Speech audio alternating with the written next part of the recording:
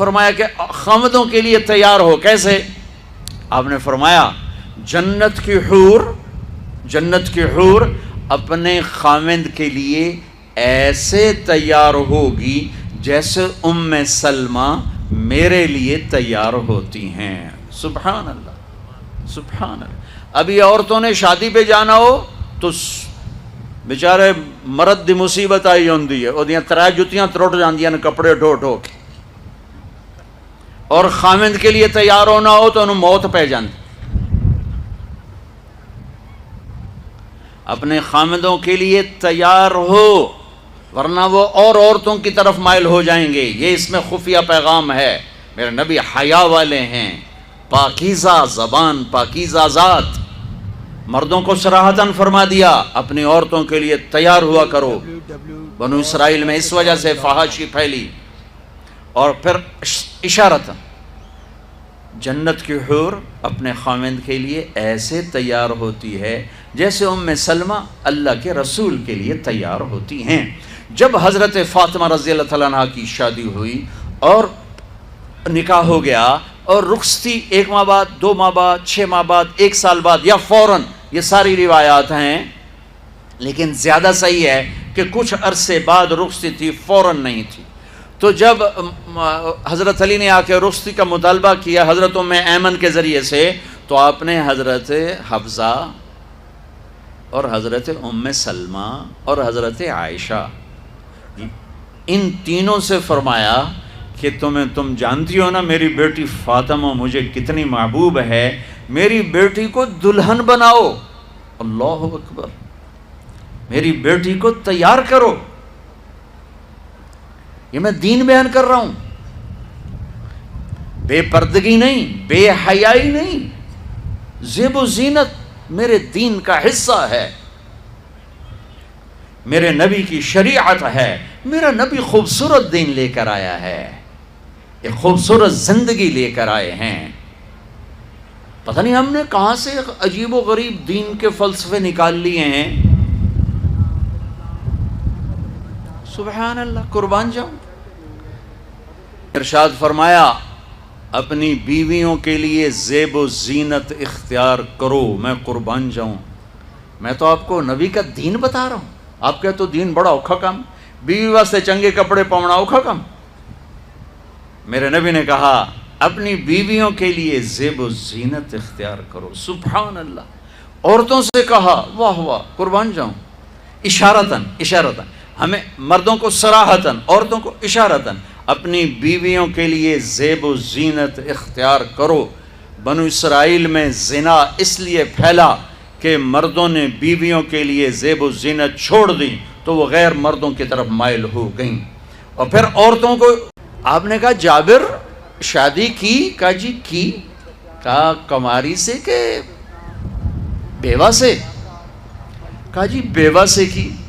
کہا اللہ بکرن فتلاعبک وتلاعبها. ارے تو نے کماری سے کیوں نہ کی, وہ تجھ سے کھیلتی تو اس سے کھیلتا. میں اپنا میرے نبی کا دین بیان کر رہا ہوں. آپ کیا سمجھنا صرف رمضان کے روزے رکھنا دین ہے؟ ہاں وہ دین ہے, بہت بڑا حصہ ہے دین کا. عبادت میرے دین کی بیس ہے. بیس ہل گئی تو ساری عمارت گر جائے گی. نماز نکل گئی, روزہ نکل گیا, زکوٰۃ نکل گئی, حج نکل گیا, پیچھے کیا رہ گیا؟ ساری عمارت ٹوٹ گئی. لیکن یہ بیس کو عمارت نہیں کہتے. ہاں بیس پر عمارت کھڑی ہوتی ہے. میں عمارت کے کچھ خد و خال بتا رہا ہوں, کچھ نقش و نگار بتا رہا ہوں کہ میرا نبی دین کی عمارت ہمیں کیسے دے کر گئے. کبھی آپ نے میلا کپڑا نہیں پہنا, پرانا کپڑا پہنا, پیبند لگا کپڑا پہنا. میلا کپڑا زندگی بھر نہیں پہنا, زندگی بھر. اور آپ کے بدن مبارک سے, آپ کے پسینے سے ایسے خوشبو آتی جیسے مشک سے خوشبو آتی, دنیا کے سب سے مہنگی خوشبو. آپ حضرت ام سلیم کے گھر میں آرام فرما رہے تھے دوپہر کے وقت, دوپہر پر. تو آپ یوں کر کے سوئے ہوئے تھے, یوں یہ کوہنی آگے نکلی ہوئی تھی. آنکھ کھلی تو دیکھا ام سلیم نے یہاں بوتل رکھی ہوئی, یہاں. تو آپ نے کہا کیا کر رہی ہو؟ تو کیا تھا، چونکہ گرمی، پنکھے تو ہے نہیں، پسینہ یہاں سے نیچے گر رہا تھا، ام سلیم نے نیچے بوتل رکھی ہوئی تھی اور وہ سارا پسینہ اس کے اندر جمع کر رہی تھی. کہا ام سلیم کیا کر رہی ہو؟ کہا یا رسول اللہ یہ آپ کا پسینہ اکٹھا کر رہی ہوں، یہ مشک سے زیادہ خوشبودار ہوتا ہے. میرے نبی نے کبھی گندے کپڑے نہیں پہنے، کبھی میلے کپڑے نہیں پہنے، پرانا پہنا ہے، پیوند لگا پہنا ہے، میلا نہیں پہنا. میرا دین یہ نہیں کہتا کہ ایسی شکل میں آ جاؤ کہ لوگ بھاگنے لگ جائیں. سب سے زیادہ عزت اہمیت دو. شادی کے بعد ماں باپ کا حق پیچھے، بہن بھائیوں کا حق پیچھے، حتیٰ کہ اولاد کا حق بھی پیچھے ہے اور خاوند کا حق پہلے ہے.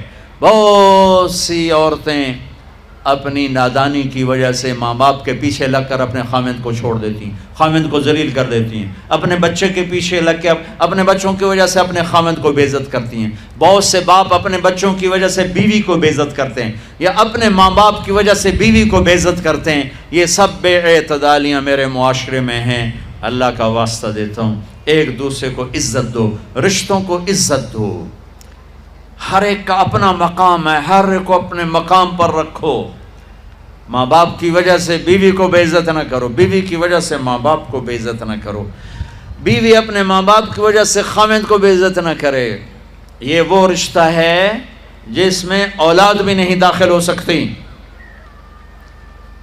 اولاد کو بھی پیچھے کیا گیا ہے خاوند اور بیوی کے رشتے میں. اور یہ وہ رشتہ ہے جس سے میرے اللہ نے اپنی نشانیوں میں سے ایک نشانی بتایا ہے. ایک نشانی، من آیاتہ ان خلقکم من تراب. میں ٹپس پڑھتا ہوں آیات کے، ساری آیت نے. میری بہت بڑی نشانی تو میں مٹی سے بنایا. واقعی نشانی ہے نا بھائی؟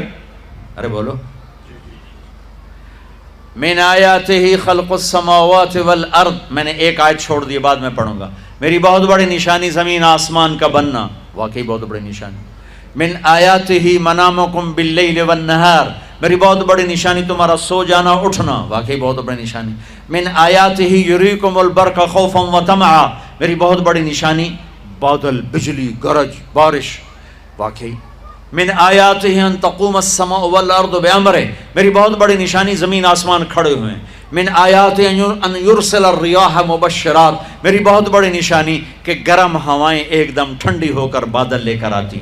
اب میں وہ آیت پڑھتا ہوں جو میں نے چھوڑ دی تھی، اور جو شاید آپ نے اس اینگل سے کبھی سوچا نہ ہو کہ اللہ کس چیز کو اپنی نشانی کہہ رہا ہے اور کتنی بڑی بڑی نشانیوں میں اس کو لا رہا ہے. میری بہت بڑی نشانی مٹی سے بنایا. میری بہت بڑی نشانی زمین آسمان بنایا. میری بہت بڑی نشانی جاگنے سونے کا سلسلہ بنایا. میری بہت بڑی نشانی بارش، بجلی، گرج، چمک. میری بہت بڑی نشانی زمین آسمان کا تھمے رہنا. میری بہت بڑی نشانی ہواؤں کا بادل لانا. اب سنو، من آیاتہ ان خلق لکم من انفسکم ازواجا لتسکنوا الیہا وجعل بینکم مودۃ ورحمہ ان فی ذلک لآیات لقوم یتفکرون. اللہ اکبر. صرف یہاں یتفکرون کا لفظ اللہ لے کر آئیں کہ غور کرو گے تو پتہ چلے گا نشانی کیا. میرا اللہ کہہ رہا ہے کہ میری بہت بڑی نشانی ہے کہ میں نے خاوند اور بیوی کا رشتہ بنایا. کبھی یہ اس طرف دھیان گیا ہے کہ یہ جو ہم خاوند بیوی بیٹھے ہیں یہ اللہ کی بہت بڑی نشانی؟ کبھی خیال ہے؟ اللہ اکبر. اللہ نے ماں باپ کا رشتہ بنایا، اسے نشانی نہیں کہا. اللہ تعالیٰ نے اولاد کا رشتہ بنایا، اسے نشانی نہیں کہا. اللہ نے دادے پوتے بھی جتلائے، اسے نشانی نہیں کہا. اللہ نے پھوپھی خالہ بھی بتائیں، دادیاں نانیاں بھی بتائیں، اسے اللہ تعالیٰ نے نشانی نہیں فرمایا. نشانی کسے فرمایا؟ خاوند اور بیوی، یہ میں نے رشتہ بنایا، یہ میری کتنی بڑی نشانی ہے. اس ایک رشتے کو باقی رکھنے کے لیے سینکڑوں آیات ہیں، سینکڑوں آیات. اور طلاق سے نفرت کا اظہار. میرے نبی نے کہا علی طلاق سے بچنا. جب طلاق دی جاتی اللہ کا عرش کانپ اٹھتا ہے. ناجائز طلاق، بے جا، ضرورت کی وجہ سے طلاق لی بھی جا سکتی ہے، دی بھی جا سکتی. یہ میں ایک اضافہ کروں گا. بہت سی بچیاں نہیں گزارا ہو رہا، خاوند بدتمیز ہے یا سسرال ظالم ہیں، وہ کہتی ہیں ماں سے میرا گزارا نہیں ہو رہا، میری جان چھڑا دو. نہیں بیٹی، گزارا کرنا ہوگا، صبر کرنا ہوگا، گزارا کرنا ہوگا، یہیں رہنا ہوگا. یہ ماں باپ کا ظلم ہے، یہ ماں باپ کا اپنی اولاد پر ظلم ہے. ہمارا تو زمیندارہ ماحول ہے پنجاب کا. میں نے اپنے خاندان کی بتاتا ہوں، بچیوں پہ ظلم ہوتے دیکھے، پھر ان کی فریادیں بھی سنی، پھر ان کے ماں باپ کا ظلم دیکھا. اتھا ہی رہنا ہے، اتھا ہی گزارا کرنا ہے، بس اساں ایک واری تیرا کر دیتا ہے، ہن اساں کوئی نہیں کرنا، پچھا مڑ کے نہ پیاویں، جویں کرنا ہی کر، ساڈا کوئی ذمہ نہیں. ماں باپ کہتے ہیں، ماں باپ کہتے ہیں. اور وہ ماہی بے آب، مچھلی پانی کے بغیر تڑپتی ہے، اس طرح اس کا دن اور رات ہے. زندہ کی کھال کھچ رہی ہے، اس طرح اس کا دن اور رات ہے. اور ماں باپ کا جبر، گزارا کرنا ہے، گزارا کرنا. تینوں بعد کون تیرا رشتہ کتوں آئے گا، تیری شادی کتوں کریں گے. ابھی تو اس کو ذبح ہونے سے بچا لو. کل تو اللہ نے ہمیں اس کا مکلف ہی نہیں کیا کہ کل کیا ہوگا، کل کو آنے تو دو. پتہ نہیں کل کا دن ہے بھی نہیں کہ ہمارے مقدر میں یا نہیں. ہم کل کے لیے اپنی بچیوں کو ذبح کر دیتے. میں نے ان کو تڑپتے دیکھا. میں صرف اپنی فیملی کی بات اوروں کی فیملیوں کی بات جہاں جہاں تعلقات. کہیں رشتہ قریب کا ہے، لڑکی بدتمیز ہے، بچہ شریف ہے، وہ کہتا ہے ابا جی میں طلاق دینا چاہتا ہوں، میرا اس سے گزارا نہیں ہے، زبان شدید ہے. آئے میرے بھائیو، گھروں کی آبادی اللہ کی قسم، مالدار ہو یا غریب ہو، صرف اچھے اخلاق سے ہوتی ہے. اور گھروں کی بربادی مالدار ہو یا غریب ہو، برے اخلاق سے ہوتی ہے، برے اخلاق سے ہوتی ہے. دو واقعے اوپر نیچے ہوئے. ایک خاتون ملی، مجھے تعارف کرایا گا کہ ایک خاتون آ رہی ہیں، ان کے خاوند کھربوں پتی ہیں، کھربوں پتی. ٹھیک ہے جی آؤ. اس خاتون نے آتے ہی رونا شروع کر دیا. مولانا لوگ مجھے خوش قسمت سمجھتے ہیں کہ میں بہت بڑے مالدار کی بیگم ہوں، میرا دل زخمی ہے، میرے خاوند کا سلوک اچھا نہیں، میں دولت کو آگ لگاؤں، یہ ہیرے کے سیٹ کو میں کیا کروں جب اس کا سلوک ہی میرے ساتھ اچھا نہیں. چند دن کے بعد ایک نوجوان ملا. مولانا میں اپنی زندگی سے تنگ ہوں، میری بیوی انتہائی بدتمیز ہے، انتہائی زبان دراز ہے، میں اپنی زندگی سے تنگ آ چکا ہوں، 3 بچے ہو چکے ہیں، طلاق دے نہیں سکتا، میں کیا کروں. یہ روزمرہ کے واقعات ہیں.